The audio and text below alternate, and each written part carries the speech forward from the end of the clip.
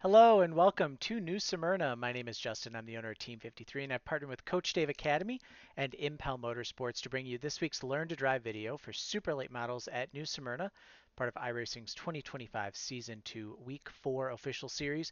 If you guys can, make sure you like and subscribe. It does a ton to help my channel out. I'm just a small time racer here in Wisconsin. I've been on iRacing for about 12 years. I've got a 7,500 I rating.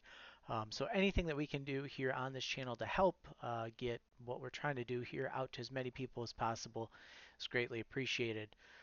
That being said, too, if you guys are looking to upgrade your sim racing equipment, head over to Impel Motorsports. You can sign up um, with them to have an account.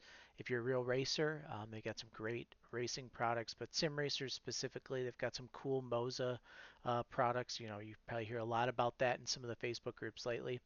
So yeah, head over there. I've got a Moza R9. I love it. I've had it for about 2 years. I think mine's a V1. Been a great wheel for me. Highly recommend any Moza products that we can. So let's head on out here.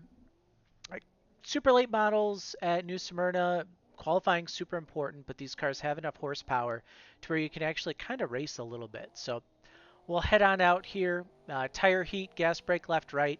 Lap 1 is going to be my fast lap. So we're going to go high here in 3 and 4, and we are going to go right to work. Speed at the start finish line is going to be about 124. We're going to go down the front stretch. And you notice how the wall kind of bows out here near Smyrna. As we get closer to the corner and this wall kind of tightens up, that's where we're going to start to turn in. So we've got nice and wide here. As we get closer, we're going to start to turn in. And then kind of where that wall comes back to where it should be, that's where you're going to lift. And we'll apply some brake going into the corner. And we'll ride that brake down into one where we'll release it. And then our goal is going to be to get this left front tire down below this first seam. I see a lot of people at New Smyrna, for whatever reason, they think they got to run all the way right down here along the yellow line. And with iRacing, really the fastest lap is going to be to kind of straddle this and then arc it down on exit and try and get a straight drive off. So we're going to arc it here, catch a little diamond here in the center of the corner. It just pushes up. And then right after that, we turn it. And you can see there we straddle and drive off the corner. We go down the backstretch nice and tight up against the wall. You can see here kind of this crack is just to the left of where our hood would be. Um, so it's really, really fun to just drive super fast down the backstretch here and just really mat that throttle. We'll head for turn 3, and about the time we get to the Budweiser sign, um, that's where we're going to lift and turn. It used to be we would drive this car even deeper, but it's kind of backed up here in recent years. We'll lift just before the Home Depot sign, drive it down into the corner, and now in 3 and 4, you want to run right along the yellow line. So you see us get in there, I get that front hook down the bottom, and then it's just a nice drive off the corner, using every inch of that extra space here on the track that we can to drive off and get that 845. I think you'll see some 7s, maybe even some 6s here as guys kind of get more used to it, but it's definitely going to be a good lap there, the 845. So let's give you guys a lap in the car.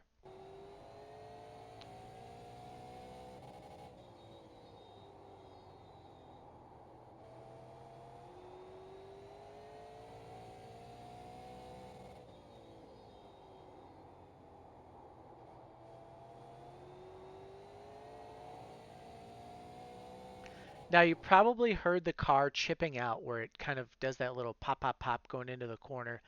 I do that primarily for you guys. That way you're not over driving entry to 1 in qualifying. And it gives you a little bit better drive up off the corner to kind of get going. So race trim here is, I mean, it's the exact same drive line. Big thing is going to be initial start. Turn 1 often becomes calamity, right? Because you've got the guy on the bottom lane down here that wants to run this first seam, and the guy on top wants to run first seam. So you really have to do a big job of paying attention to what the guy on top is giving you here. If he's going to give you this lane by running up here, take it.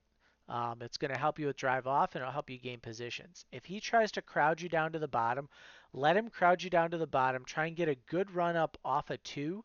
And then when it comes time for turn 3, the bottom is so dominant that he's going to lose a bunch of time and you should be able to take him back by the time you get to turn 1. So you see us, exact same line. You're just going a lot slower because you've got a lot more fuel in the car. And that's really going to slow you down. You got to be careful entry to 3 there. You saw I kind of missed the nose there a little bit. Missed bottom. So that'll be the big thing. But like I said, just kind of making sure you're going nice and slow, getting this car to rotate through the center, and just kind of painting or soaking the tires right on those yellow lines and on that seam in one is really what you want to do. You see how we're just right on that seam. I'll show you from in-car too. You know, you can kind of see here it's right where those rivets are for the hood hinges inside the car. Just putting that right on there and running that through the corner is really going to do the best for you in terms of running there. These cars, 80 laps around here is going to be a ton of fun for you.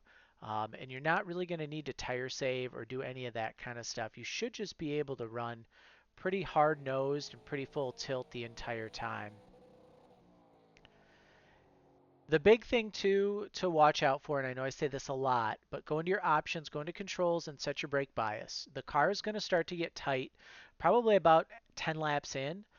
So if you can adjust your brake bias, smaller percentage to free you up, bigger percentage to tighten you up, it's going to do a lot um, to keep you going. Like I said, smaller percentage to free up on entry will really help keep that car underneath you and make it so that you can rotate a lot better up off these corners. Other than that, I mean, it's New Smyrna. This is pretty much our same base setup that I used to go and run fourth in Sarah Super Series here. So you should have a pretty good car underneath you. It'll just be really up to the driver, and then whether you get some long runs or not, that'll really matter for you with this race. So best of luck this week. Head over to our Facebook page, give us a like, head over to Discord. Make sure you join the Discord. We're going to be doing some 500 subscriber giveaways here very shortly. I just got to finalize a couple pieces of that. But best of luck, and we will see you guys in the next video.